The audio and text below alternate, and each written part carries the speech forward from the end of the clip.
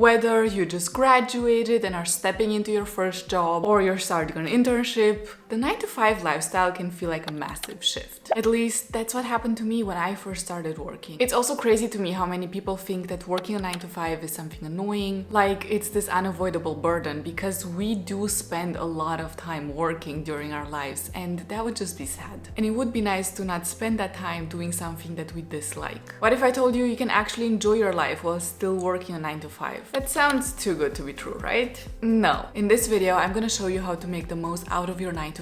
And maybe you'll even start looking forward to it every day. One of the quotes that have actually, with no exaggeration, changed my life is to not use weekends to run away from the life that you have, but to use that time to build a life that you love. I heard this right when I was working a student job that I didn't really enjoy. That job really drained me. I was always tired. I was always thinking about work during my off time. It just wasn't a good situation. I was also overwhelmed with housework and balancing university on the side. So my resting time was me just numbing myself. I was basically just sitting in front of the TV watching something the whole weekend, or going out, or just spending a lot of time scrolling, which were all pretty unhealthy coping mechanisms to deal with the stress from that job. Also, I used to get the Sunday scaries a lot. I mean, when Sunday evening would come around, I would be so upset and already stressed about the fact that next day I need to go to work. All that changed when I let go of the mindset that the most restful thing I can do is to lay on the couch and watch TV, or lay on the couch and scroll. Those are numbing activities where you're not using your brain, but you're also not really doing something enjoyable. It's something that feels enjoyable in the moment, but doesn't actually contribute to your life. I love watching a movie every now and then, and I obviously do use social media, but at the same time, too much is just too much. I learned that the most restful and freeing thing you can do is to do something that brings meaning to your life. So I started my social media journey. My YouTube channel brings me a lot of meaning. Creating content brings a lot of meaning because I get to share things that I've learned. Reading a book or going out with friends for a coffee and a catch up and just talking about life brings a lot of meaning. Cleaning up my space so that my space doesn't look cluttered and I don't feel overwhelmed by living in that space also brings a lot of meaning. Preparing for the week by meal prepping, washing clothes, ironing clothes, preparing some outfits, scheduling appointments into my calendar, planning out my week.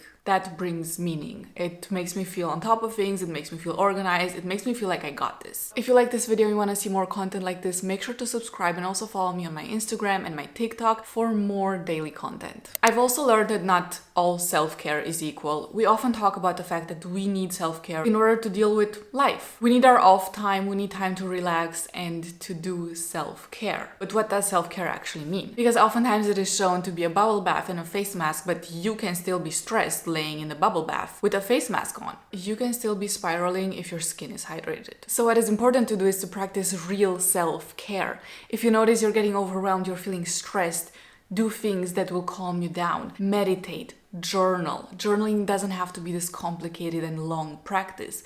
Sit down for 5 minutes, take out a piece of paper, write something on your laptop, just write down whatever is going on through your head. Write down whatever is just happening in your head and whatever you keep thinking about. Work on yourself, learn what triggers you, what triggers stress for you. Read a book, talk to someone, be honest with yourself about how you feel. Don't just numb out every single emotion that you feel. Actually feel your feelings and deal with them. Be kind to yourself, talk nicely to yourself. All of that is self-care. It might not look like much on the outside because we don't see the pink robes and the face masks, which, by the way, don't get me wrong, I love those, but that is not the only self-care you need. You need real self-care where you and your emotions are actually taken care of. Don't buy into the entrepreneur dream. More and more we are seeing the shift of people who do not want to work in the rat race. They don't want to work a 9-to-5 and they want to become entrepreneurs, they want to become creators, they want to build their own business, which I think is amazing. Obviously, I also have this YouTube channel and I love being my own boss. It's really fun. But at the same time, let's be honest, a lot of people just spend their time in the office, at their day job, at their 9-to-5 job, daydreaming about what it would be like to not have a boss and how fun that would be. When that is not the reality, a lot of things get romanticized. If you have a business, you're an entrepreneur, you're a creator, you are responsible for everything that happens and that doesn't happen in your business. There's a lot to deal with, and one thing that every entrepreneur will probably tell you is that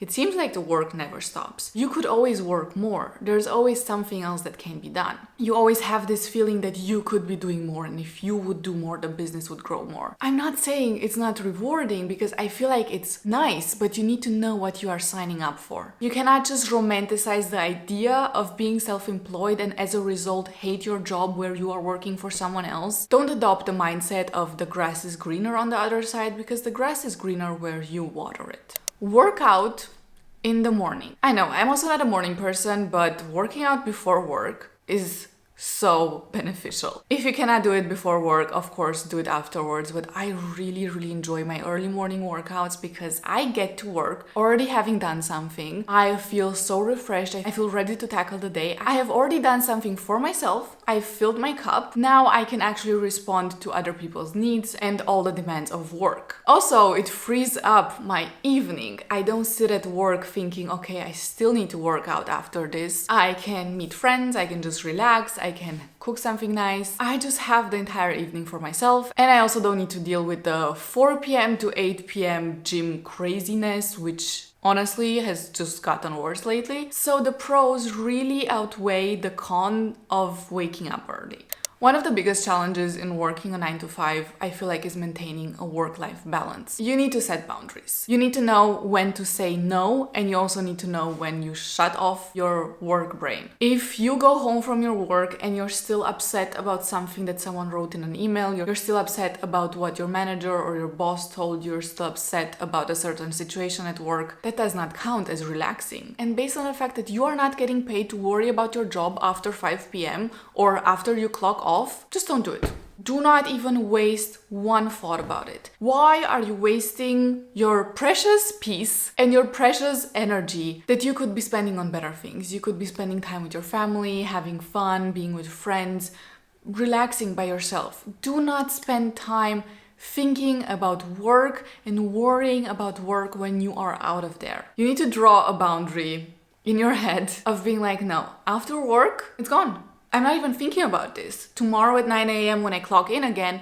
I can start thinking about this again. But I'm not getting paid to sit at home or to lay awake in bed worrying about work. Also learn how to communicate your boundaries in a workplace setting so that people don't take advantage from you, so they don't give you more work than you already have and they don't try to push their responsibilities onto you. Read books about communicating, about speaking with people, about negotiating. Stay professional and nice, but do not let people cross your boundaries because they will try to. There is so much more to life outside of work, and having some specific goals makes it more fun. When I started a new job, I also started training for a half marathon, and honestly, that was really exhausting and overwhelming at times because sometimes I wouldn't have time for a workout in the morning, or I would work out in the morning, but then I would also have to go on a run afterward. Oftentimes it was a lot, but it was so rewarding and it was so fun. It is so important to have something outside of work that you care about on a daily basis, that you could be doing on a daily basis. Often we can feel absolutely drained after work and we feel like all we want to do is just lay on the couch and rot. But we always feel better if we do something for ourselves. When I would come home from work and it would be freezing cold outside, it would be so windy, it would already be dark. The last thing I wanted to do is to put on my running shoes and train for that half marathon, because that was my goal. I wanted to run a half marathon at the end of April. But let's be honest, running for even just 10 minutes and trying to do my training was way better than me just laying on the couch and just scrolling. And in the end, when the half marathon came around, I was so grateful to my past self that I actually stuck to that training. Social life at work. It's something important to have, but it's kind of difficult sometimes to maintain. Maybe you're more introverted, you're a bit shyer. In that case, don't be. Make an effort to make some acquaintances. Don't be shy to open up and to talk to people and to ask people if they want to go on a lunch break with you, or to ask them for recommendations for lunch places or where the printer is, things like that. Don't be shy. Always ask. Be open and communicative with everyone. Try to keep the work environment between colleagues friendly. Don't create drama. Don't talk negatively about people. Things spread very easily in office environments, and a lot of people are bored. Let's be honest, a lot of people are bored with their lives. So if you say something to someone, that thing is just gonna do its rounds in the blink of an eye. Keep your opinions to yourself. Don't gossip about other people. Don't say things behind the backs of people if you wouldn't say that thing to their face. And obviously that does not only apply to workplace environments. Some people think that your work colleagues are actually your biggest enemies and they need to be treated as such, and that you are competing with them on some level, which may be true in some cases if people are up for promotions, but I think that's a negative mindset to have. Definitely protect your own skin, watch your back, watch your back, but don't label everyone as being a snake and wanting to steal your job, because that might hold you back from making actual genuine connections with people and having a nice and friendly work environment. When it comes to financials and benefits, if you can, try to open up some negotiations to negotiate your salary. I feel like this is something a lot of young people do not know. You can definitely negotiate your salary, and if you know you are bringing value to the company, you have really good grounds to start those negotiations. So keep track of the value that you bring to the company, and if you find yourself in a position where you're able to try to negotiate your salary, your benefits such as work from home days, paid vacation days, and all of that stuff. Don't just barge into your boss's office and start demanding things. Keep your ego in check, but at the same time know what you're worth. If everyone around you is doing the bare minimum and you are working your ass off, share that and negotiate your salary. Use your 9 to 5 as an opportunity for growth. You have to go to work anyway, you have to spend all of these hours doing certain things. You might as well make the most of it. Be grateful that you have a job and you're getting paid to do something. That job allows you to live a happier life, to put food on the table, to have a roof above your head. Make the best out of it. If the company is offering trainings for people, go there, learn more. You might bring more value to the company by doing that.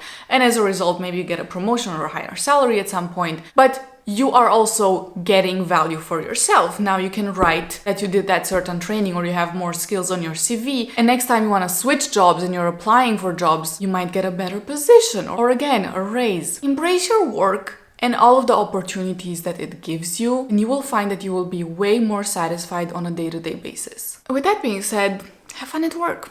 Bye bye.